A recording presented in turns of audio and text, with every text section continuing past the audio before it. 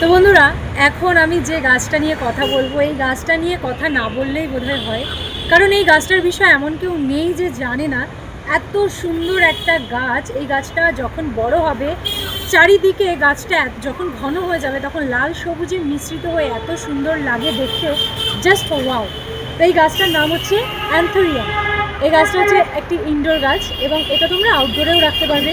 যত্নটাই main, কারণ গাছপালা যত্ন না করলে তো সেটা সুন্দরভাবে থাকবে না। আর এই গাছটা কিন্তু ঘর সাজানোর জন্য খুব সুন্দর একটা গাছ, একটা পারফেক্ট গাছ তোমরা বলতে পারো। তো এই গাছটা যদি তোমরা পারচেস করতে চাও, তাহলে অবশ্যই কিন্তু স্ক্রিনে দেওয়া নাম্বারে আমার সাথে যোগাযোগ করবে।